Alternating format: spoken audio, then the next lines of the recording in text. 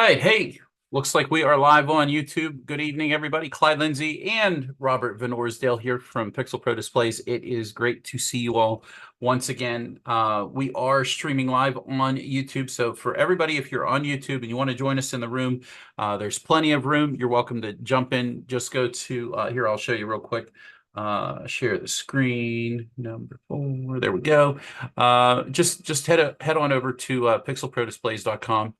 Click on the learning, and at the top of the learning, it says Zoom PPD Zoom webinar. So if you click on this and you click on this button here, you'll get connected to our Zoom meeting, which is in progress tonight. There is a lowercase PPD is the password, lowercase PPD. So you can join us. Two little quick shout outs here. First of all, if you're in a PPD sequence club, by all means go and pick up your monthly PPD club sequence. It is 5/21. It's May 21, 2024, and you have about another 10 days to make your choice. This month's club choices are Katy Perry, Cozy Little Christmas. It's the full version. We have Livingston and Shadow. It's actually reached well over 5 million views on YouTube, and it is a private release. It's a fantastic song. If you are looking for a great Halloween song, that's a great song to add in. And then we have a selection called Zach Seabaugh Christmas and his song Christmas Lights. And he self-released that song last year. So that's also a new Christmas song as well. We have an awesome little bumper. You guys got to check this thing out. This is a Christmas advertisement pack. If you're not familiar with all of the things that the PPD Club members get, when you log in and you click on the PPD Club, once you're logged in, you can see what's on the triple play page. And these are the things that you as a club member get at a discount.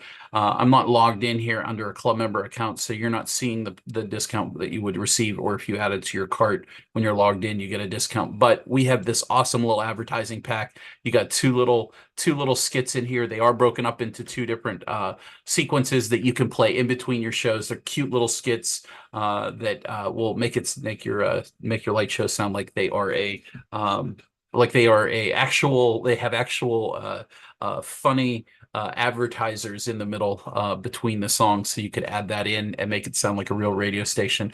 Another thing that we've added is called Twinkling Traditions, and this video shows here on the Twinkling Traditions page.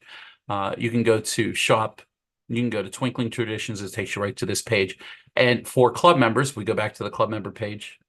You get a new one each month, 50% off for club members. They're only $20. Go and basically what these are for is this is a simple way to broadcast your lights, turn on your lights, and just have a static show. They're only a minute and a half long, and they don't have music. So this is perfect for when the show's over or before the show starts, or maybe you want to have a pause in the middle of the show to keep the traffic moving. You could run one of these. You could run it back to back to back for 5 minutes, 10 minutes, however long you like. You can add music yourself if you like to it. You can pick any track and just have it play so that there's Christmas music playing in a pretty background. So we thought that was a nice addition. And then of course you can, if you have moving heads, the moving heads are available for the monthly club sequences. You can pick those up. So the last thing I'll say is if you want really cool shirts, just like the one I've got on here, this is the Titans of Twinkle. You can go to shop, go to shop, swag and gear right on the bottom here. And we have our two different shirts. This is the shirt I have on right now, Titans of Twinkle. And he's really cool. This was Rob's design. And then Rob's wife came up with the awesome shirt, Pixel Me This.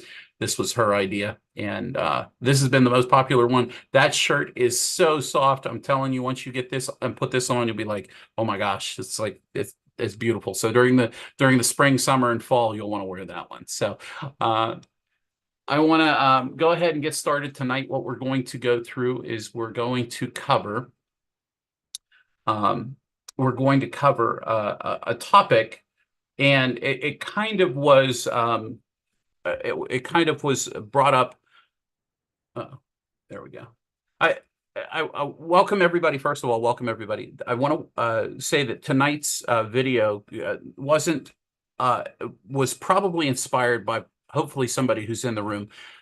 His name is Chris, and there was a comment in the Holiday Lighting Think Tank. I think it was earlier this week, and he posted a very long response to a great question that always gets asked And the question is, what I think the question was, I'm going to go to Christmas Expo. Should I splurge and spend the money on an intensive class to learn how to sequence? And Chris's answer was like super long and very detailed. And I give him a lot of credit because it's so hard to teach sequencing, because when you sequence, you're thinking about how things work in your head. So when you hear a piece of music, and I shout out to, there's a lot of you who may feel this way or may have experienced this. One of the things that can happen whenever you are listening to music is you see colors, or you feel an emotion, or you can see a movement, or your body moves just naturally in a specific way. And so there's a lot of ways to be inspired when you sequence. And his response to, should I go to an intensive class to learn how to sequence? And the answer is, you can, but the best way to sequence, the best way to learn how to think of sequencing was the way that I did. And that was, I looked at things that I saw and I imagined, how does xLights do that natively? And so I began, and so if you followed along with us as we do our journey through the effects and the different things in xLights and the intro to RGB series that we've been doing, what you'll see is that this style of how I walk through the effects is exactly what I did when I started sequencing in xLights. At first I was just grabbing things willy-nilly and just throwing them on there, and I hope to God they did something. And then, but the difference in my sequencing came out whenever I was intentional. I intentionally said, no, it's got to do this. I've got to find the effect that does this. And I couldn't figure it out until I started sitting down and doing all of these individual things. Now, granted, when I started xLights 4.0, which is the version we're using, there were half as many of effects, and they are absolutely incredible to go through as xLights was being developed and see, oh, I'm going to add the circles effects in. I'm going to add in the shapes effect. I remember Keith released the shapes effect in September or October, and he posted in xLights. He says, "Attention, everybody! I'm sorry for screwing up your Christmas sequences this year, because I just released a new effect that you all are going to love." And the shapes effect he created, I'll never forget that post. I'm paraphrasing, of course. It was 2017 or 2016, somewhere around there, and it was a earth-shattering edition, because it was just crazy that you had shapes now. Now I know that sounds stupid, 6 years after the fact, but the seriousness of I got the chance to see all of these as I went, and this is one of the reasons why. And Chris just put this in chat, so I'll click on this if Chris doesn't care. It was in the official xLights group. Is that what it was?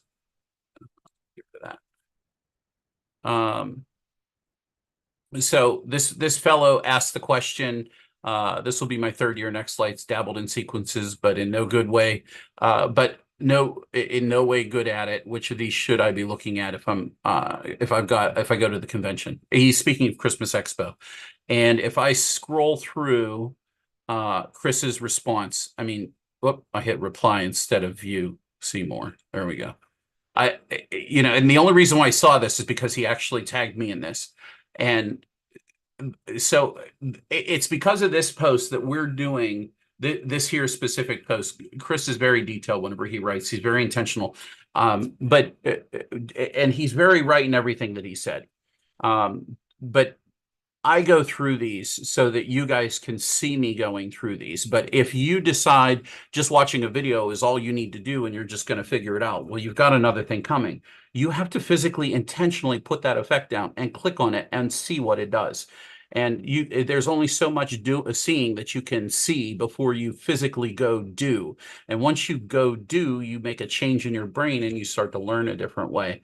And intentionality is what causes you to grow. And I've worked with a number of sequencers. I'm very grateful for the people that have worked with me. I've for years, I've had a lot of great talent that I've been surrounded by, and they are just incredible because they're different than me. They have different views. And so you, as somebody who's looking to do sequencing, it's important that you do what I'm doing right now, is sit here and do this to every single effect. Don't wait for a webinar to do it. Just go do it. Because if you do, you're going to learn faster. And then you get intentional and you move to your intentional side and you start applying these things to what you're sequencing. So by all rights, the two effects that we're looking at today are effects that have been in xLights probably since the beginning, since xLights 3.0. The xLights 3.0 version of xLights had it wasn't called Twinkle, it was called dots, random dots. That's the name of the effect. And I believe that that is available in LOR's pixel editor version. But today that effect has been modified and brought in, and it's called strobe. And then the other effect that we have was called twinkle. Now, twinkle and strobe look like they do the same thing, but they're actually quite different. And that's the nice thing, that because they're different that you get different results. I'm just close up some of these other screens so I'm not distracted. But I want to go through. I'm going to start out with the twinkle effect. And my first experience with twinkle, and when I asked Keith the question, I said, Keith, twinkle doesn't do what I think it should do. And he says, oh, what do you think it should do? And I said, I think it should be more random. And he says, well, it is random. He says, but there's a pattern to it. And so my understanding of twinkle, whenever you put the twinkle effect into xLights, onto a mega tree, any prop, we'll say, the basics of it is there is a physical pattern. And that's why whenever you look at the individual twinkle effect on anything, whenever it's in its default state, you can see, especially if it's a matrix or a mega tree or some sort of rectangular or square matrix style item, it appears to have just at basic the basic lines, these kind of diagonal lines. Now, the downside to this is it is intentional. The developers wrote it to be a certain way. I believe Keith said that it's intentional to be a pattern, and that pattern's carried across versus the line, I guess. Now, I'm a sequencer. I don't know everything about how xLights work, and I never will profess that I know everything about it. I understand from a sequencer's point of view what the results are. So that's the point that I always try to go by whenever I try to explain things. So as you come along with this, I'm just explaining this as to what I know, what I've asked Keith, or what I've asked Gil, or even Scott has been played a huge part in many of these things, as well as Dan. But those are the three that I usually talk to. So default, if you look at these, there is a definite pattern. The downside to twinkle is that if I copy and paste your twinkle onto my tree might be a different resolution than your tree. So everybody who uses the twinkle effect will get a different version of the same thing. It may not look, if your goal was to get these nice little perfect little spiral things on your mega tree, and I made it on this tree, and you imported it into your tree, which is a little bit smaller, it has less pixels, or maybe it's bigger, it may turn out different. And that's just the way of the pattern. And that's what we learned over time, is that between these two, the smaller tree and the larger tree, it's the exact same identical effect. And there's nothing I can really do about that. So you'll see as we go along that there has been an update to the twinkle effect, and we'll go through that as well. So this is the default of twinkle. As long as you understand the basics, that the default twinkle is always based on a pattern. But there's a couple of sliders, and we'll go through those next. So the percentage of lights is our next slider, and as you can see it here, maybe I should take a second and render this real quick. There we go. You can see here, I'm going to use this as kind of an example of all of these up here. I don't know where my little picture is going to be up there. So that should work.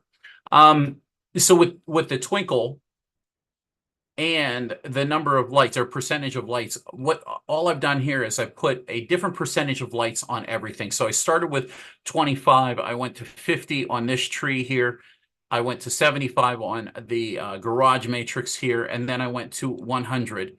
And so there's 100, 0 to 100%. So it's a percentage of how many pixels you want to be running at one time, or percentage of the model, not pixels, but percentage of the model that you want running at a time. So if you have 1,000 pixels and 1% is 10, it's gonna jack it down to 10 pixels if that's 1,000. So the next one is the twinkle steps, and so what you could equate this to is speed. This is how often or how fast the twinkle occurs. You can control this. I started this one here is at 2, and I put this one here at 100, which is much slower. And then I put this one here on the garage at 200, and it's even more slow. And then you have 300 here. And it's really hard to see the difference whenever you make them add more twinkle steps to them. So keep that in mind. Generally, what I've learned that is useful for what I'm doing is a low number of twinkle percentage of lights down to like 2, and twinkle steps, moving them a little bit to from the 50 to the 0 or to the 1 mark. And then you get a good kind of pattern or a flow of how they're dispersed, or the twinkle rate at which each one of them is. Next, we have the strobe checkbox. If we go ahead and look at the strobe checkbox, you can see, I know it might be hard to see everything on the screen and on the recording, but just know that that there is a lot of randomness whenever you use the strobe checkbox. It totally takes away that predetermined default that you had here, mostly, I think. If we turn it on here, it's still going to do the pattern, but it's going to do it haphazardly, and it's going to ignore the twinkle steps. I think it's going to do something different with the twinkle steps. I don't know the underlying thing as far as under the hood what it's doing, but that checkbox allows you to take it to a strobe level. Now, it's funny because why would you need a strobe effect if you already have a strobe checkbox in the twinkle? Well, that's the way it's been. It's been in xLights that way. So already right out from the start, twinkle and strobe are very, very similar. If we go ahead and we click on re-randomize checkbox, and this is where I'm going to kind of give you a little secret in whenever I sequence. It's not really a secret. It's just something that I've learned how to do over the years. But you can see here the mini tree line is kind of twinkling, fading in and fading out. And it's using that re-randomize after twinkle. And as you can see, all of the twinkles, if you consider that they're all twinkling at whatever rate they're set, the number of steps that they have, you can obviously change these you can add more twinkle steps, or you can add less. If you want less, it becomes more strobey. If we take some away, you can have a bunch of the idea though with the re-randomize is it changes the pattern at which things are twinkling. So it doesn't have to automatically do the same thing that the pattern says to do. It re-randomizes after the twinkle has been done on a pixel. It still stays with the same ones. You can see these same pixels are twinkling. They're not changing. The pattern's still holding true. It's just randomizing the time at which each of those are twinkling. So that is the re-randomize checkbox. Now, sometime about 2 years ago, I was chatting with Gil, and I mentioned the fact that well, I mentioned something about twinkle. I won't say that it was my idea because I don't know that it was. I will say that he was saying twinkle just seems kind of weird to me. And I said, yeah, it works in a pattern, because I'd had that conversation with Keith. And he's like, well, I think twinkle could do more if we gave it a little bit more freedom. And I said, okay, and I said, one of the things that I always disliked about twinkle was there were never any value curves, which we'll get into at the end of this section. But you can see there's value curve buttons where there never used to be. For years, there were never the ability to change the value or percentage of lights or the value to the twinkle steps, and you couldn't do that automatically with a value curve to change from one to another. So what Gil did was he added the functionality of the style. And now we have, instead of the old render method or the original, we have a new render method. And what I've done here is on each of these, I've taken a moment and I've broken them in half. So on the top half is the old version, and on the bottom half is the new version or the new render method. And so hopefully you'll be able to tell looking at, and you can see the buffer on the bottom left of your screen over there. You can see that there's the box here on the buffer where I've split it in half. And so on the bottom layer here, I have just the bottom half of the mega tree doing the new render style and the top half doing the original render style. And so hopefully here you can see the difference between what it used to look like and what it can look like whenever you change to the new method. And this is where when we look at the strobe effect later on, things are going to look a little bit more familiar, and you might wonder why did the strobe effect exist? And this is one of the things that occurred, like I said, 2 years ago, is the differences between the old style and the new style. And clearly you can see the new style, whenever you have the default set for both of them, you can see that there's clearly a much more random acting number of pixels at the bottom on the new style versus the ingrained pattern on the old original version. So if we go and we look at the percentage of lights, this is kind of a little bit more telling. Now, these are identical effects. The only difference between them, if I click on these, you're going to see the percentage of lights and the twinkle steps are identical. They're exactly the same. If I click on one to the next, the only difference is new render style versus the old render style. So the top is the old and the new render style is on the bottom. So you can see just in general what the real difference is between them. And one of them is much more randomized, and obviously the other one is much more patternized. Next, you have the twinkle steps. This is percentage of lights. I jacked it up a little bit. We'll do the same thing here. I knocked down the percentage of lights and I changed it to a real low number. So you can see this is what it looks like whenever it's a little faster, with less pixels on it. There's your garage matrix right there going crazy, but then you have the little bitty itty bitty dots on the bottom just kind of really randomized. So this is a good indicator of this is the difference between the old and the new. There's the strobe checkbox obviously does a little bit different. It's very apparent here in the mega tree, the strobe difference. So if you're looking to do like a strobe light effect, I mean, hands up in chat, or if hands up in chat if in the room here, if you used to have an old, maybe you ran Lightorama and you used to buy the strobe lights, and every year you'd go through so many Xeon strobes or whatever, and you'd have to buy new ones because you like that strobe light effect. Let me tell you, at the right moment, at the right spot, strobe and twinkle really set things off. The two combined can really set things off, especially whenever it comes to specific emotional moments in a song.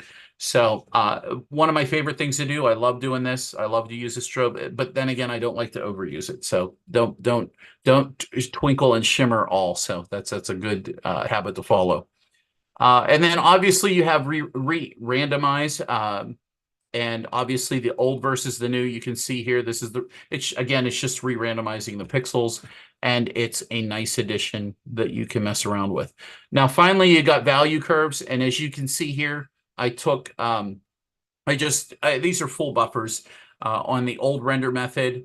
You can see here, I put a value curve here in the percentage of lights. It goes from mid to low to high, back down. You can have it do anything. You can go from low to high. I'll put another one there. And it looks rather interesting if that's what you're going for. But on the older render method, it looks very haphazard because it's quickly cycling through the pattern that I was telling you about that's built into it. However, whenever you go to the new render method, and this is on the small megatree, you can see where it starts. It starts at a very low, and then it kind of just starts filling in. And that could be a lot of fun. You could have a lot of twinkle, a little twinkle. You could have like a bump up. Here's little twinkle, more twinkle, and then less twinkle.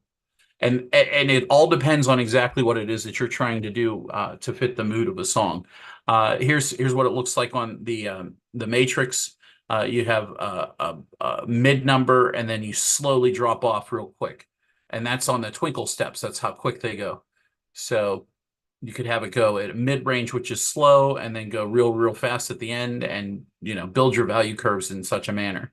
So, and then this one is the new render style, where you can see they're going away, filling in, and then going away. So it's something that you can play with. The value curves are definitely different, helpful. They're new. I mean, new if you consider that this was updated about 2 years ago. But for the most part, that's the strobe effect, or I'm sorry, is the twinkle effect. If you haven't played with it, you need to go do this. You just need to go do it. There's nothing more to say other than if you're not playing with the effect, you're not learning how they work. Now the strobe effect by default, when you place the strobe effect down, you can see here that and keep in mind that as you're looking at the demo, and I know I probably should have said this at first, the matrix in the center above our front door here, this matrix, it's a P5 or P10 style matrix. So of course the pixels are going to look a lot more small. The megatree, the garage matrix, and the smaller megatree, they're all regular pixel size pixels. They're not they're not a P5 or a P10 or something. So obviously they're larger size. That's why you see them. It's a little more apparent. So keep that in mind. It's not that, and one thing you can do with Twinkle, I didn't say this, you can go in, and I think you can use the roto zoom. I think you can zoom in on them guys. Well, maybe not. I don't know. Maybe what you need to do is zoom quality. There we go. Yeah, you need to do zoom quality, so you can do some cool stuff with that. Just a little hint for you. Anyway, so let's go back into the strobe effect. And strobe is more of what most people think of twinkle as. So the old twinkle or the new twinkle would be considered what most people would use the strobe effect for. But as you can see, the difference between the default strobe, and if we go back to the default twinkle of down here, there is a real difference between them.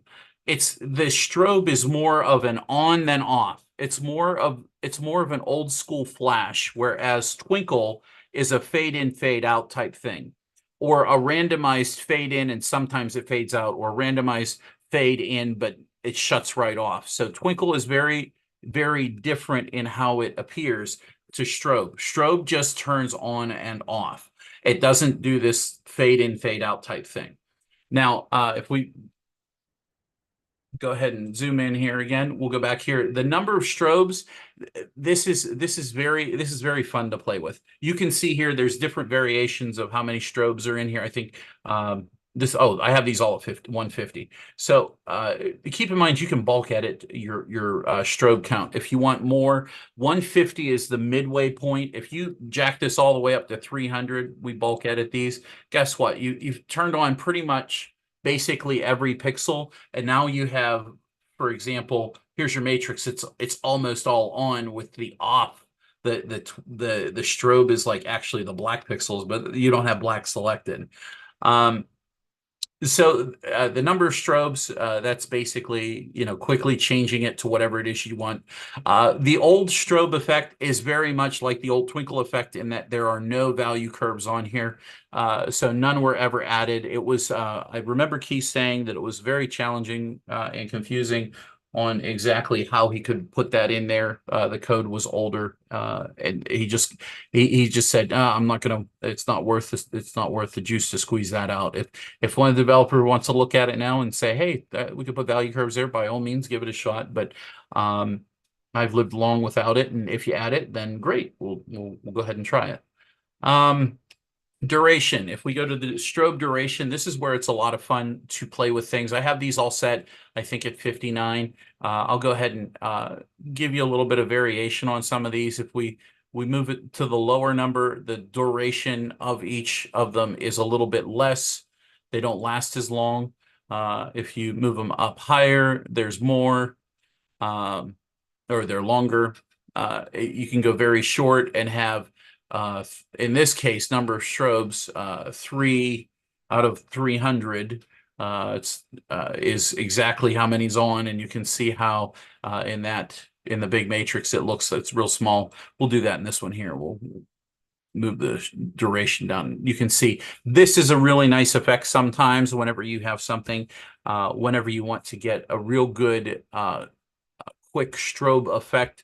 These are perfect for like on your icicles or maybe your roof outline or your house outlines, your verticals and stuff like that. That's a lot of fun to play with. And again, strobe has a lot to do with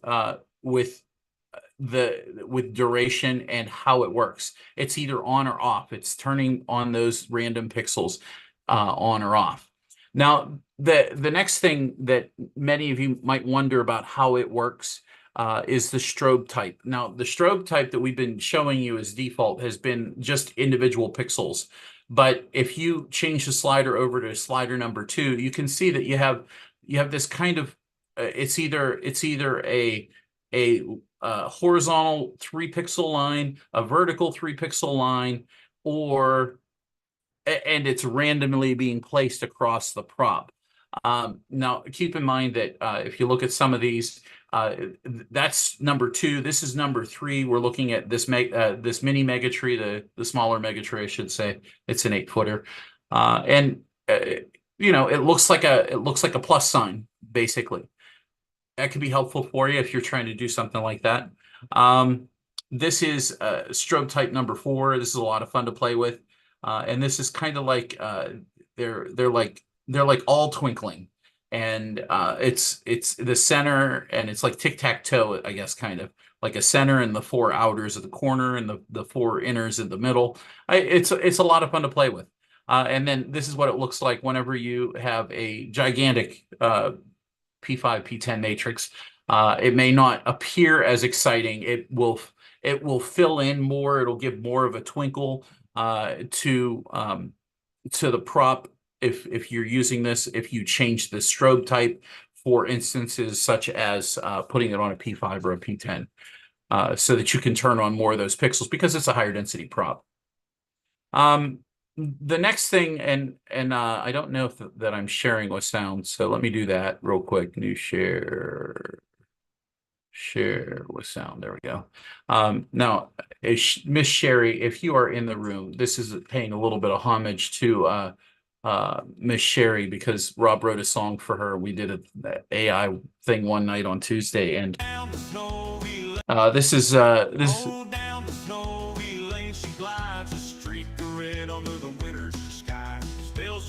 a song about Sherry's scooter Ruby, who's gotten her around getting her show running.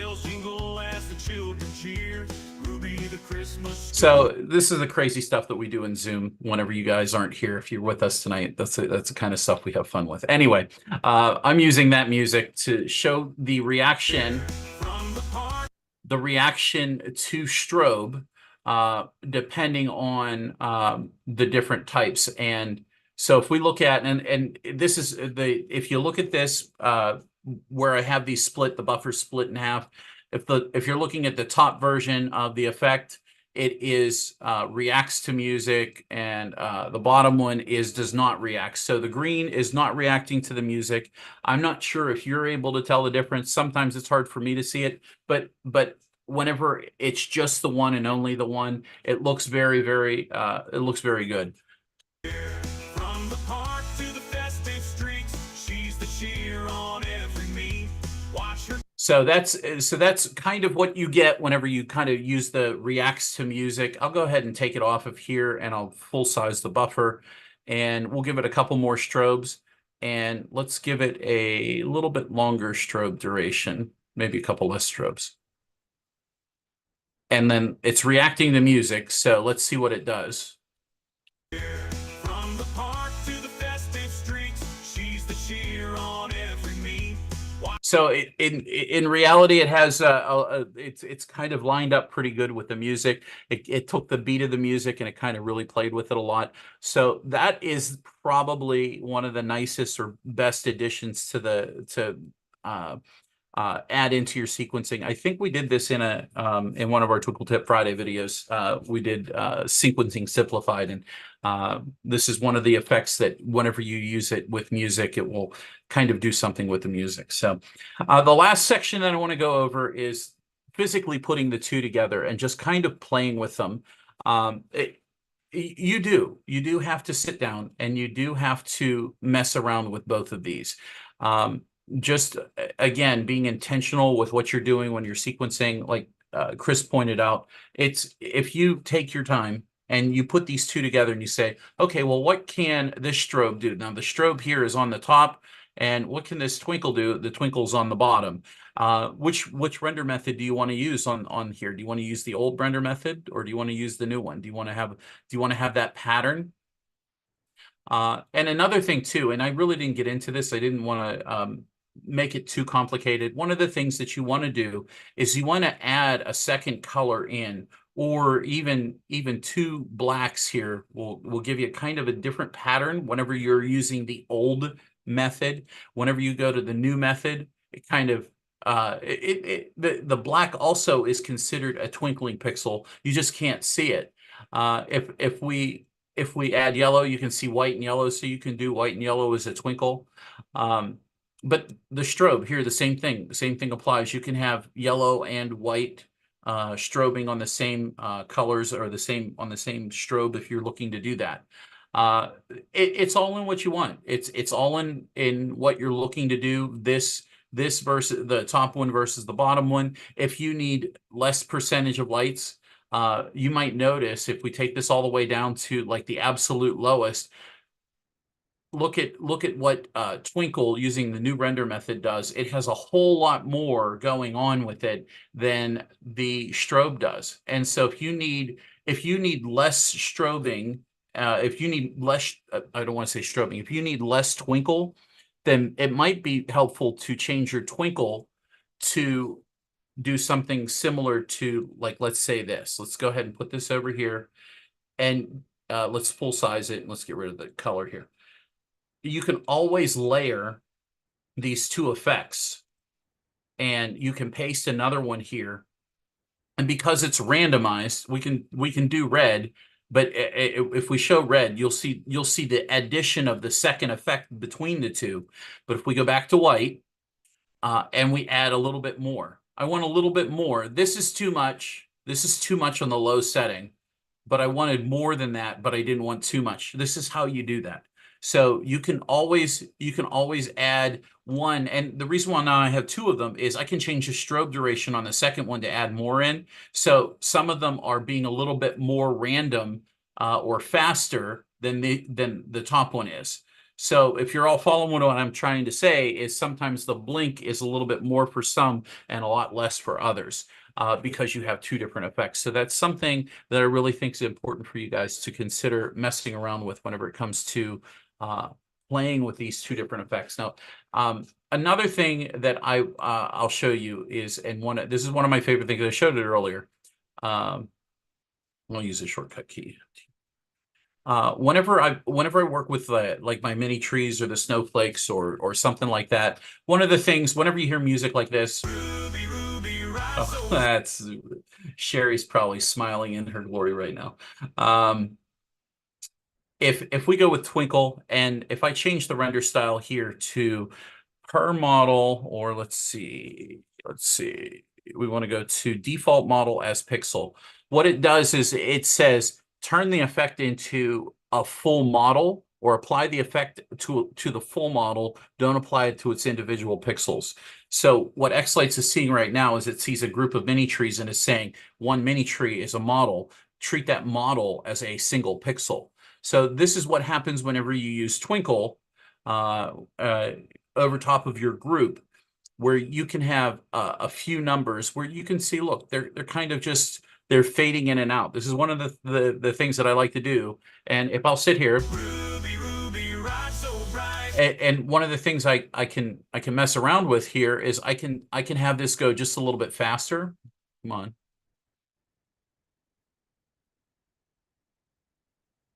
And it might pace with the music just a little bit better.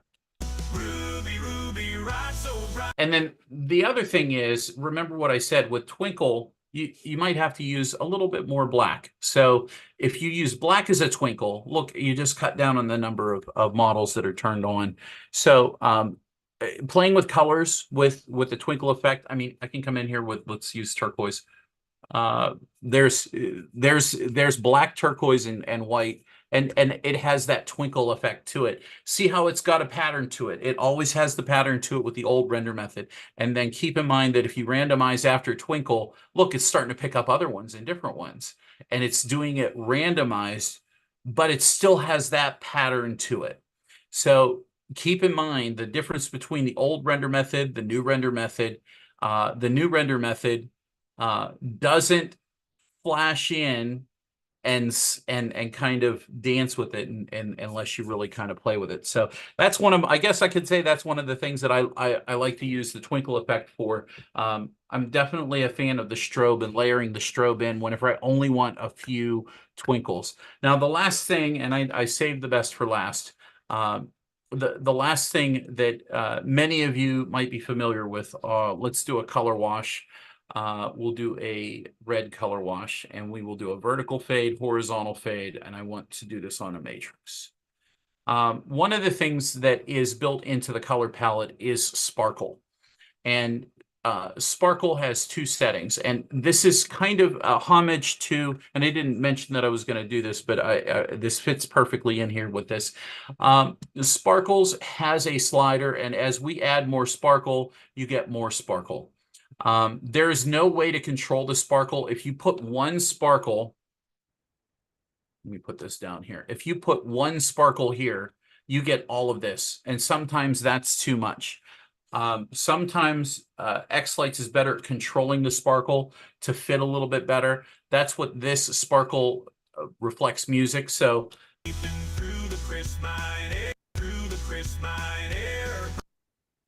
I'll just extend that out. So, now, do I know how it's figuring it out? No, I have no idea. But I'd say that's probably one of the biggest challenges I have with using the sparkles, and even just using one layer of sparkle. It doesn't feel like it's low enough. It doesn't feel like it's minimal enough. So if I were asking the developers, that's one of the things I might say to them. But 1 through 10 doesn't seem to do too much, but after you get over 10, you can see like a little bit more difference. So I don't know if it's in the code or maybe it's just me. Another thing too about the sparkles, if you hadn't noticed, you can come in here and change the color of your sparkles, so you can have green sparkles now. That's always been a question or comment. How do you change the color of sparkles? And for years, because we couldn't change the color of the sparkles because it was hard coded to white. We always said to people, well, just go up here and put your twinkles in and make the twinkles whatever color you want them to be. And there you go. There's your green ones. Oh, well, it doesn't do exactly the same. Well, that's where we got lucky, and we now have the new render style method. You can cut it down as much as you want. Maybe that one's not going to work, and you know that. So let's go over to the strobe effect. We can put the strobe effect over top of it. Now we've got our sparkles. It's twinkling. It may not be fast enough. Maybe you need it a little bit more fast, just to give it a little bit of staticky background or whatever it is that you're trying to do. So guys, I think that's everything I can show you with the twinkle effect and the strobe effect, as well as sparkles. There might be somebody listening who's thinking, oh, somebody's did this video just for me. And well, kind of, you're right. I mean, it really was. I got to thinking about everything that Chris brought up. hold on just a second. There we go. I got to thinking about everything that Chris brought up from that post, and I thought, this is one of those moments when if you are, like there are people in this community that are always willing to show and share things with you. But the hard part is actually stepping up and doing the things that you want to do.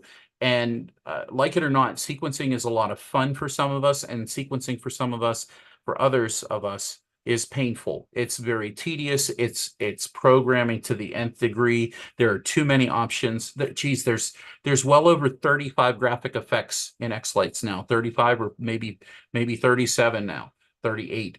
And which one does what and how they all work. Well, if you don't sit down and learn them, then you can watch all the videos you want, but until you physically go do it. But keep in mind that any sequence that you do, to do it well, is only a limit to what you consider is well enough for you. And don't judge yourself, don't judge your work by what some of us in the community have been doing it for 15 years or more. Don't judge yourself compared to what we do, because what we've been doing, I've only learned because I sat here and I worked it out. So you're just a few years behind, or maybe you're a couple of years behind, maybe you're 10 years behind. It doesn't matter. You got to go at your pace. So guys, huge thank you to everybody. If you like the video out there on YouTube, give us a huge thumbs up. Don't forget to hit the subscribe button and hit the bell for notifications. We're going to close it out here. If you want to, go to pixelprodisplays.com. Click on the webinar link at the top of the page, and find us here in the Zoom room. We're going to move on to our open mic night, and we're going to take it off from here and go relax a little bit, answer some questions, have a little bit of good camaraderie. I know I am going to have a drink because I'm sweltering hot in my office. So y'all have a good evening. Thank you so much. Robert, thank you for being here with me. Thank you for getting everything out to everybody. And we'll see you guys next time. Have a great week.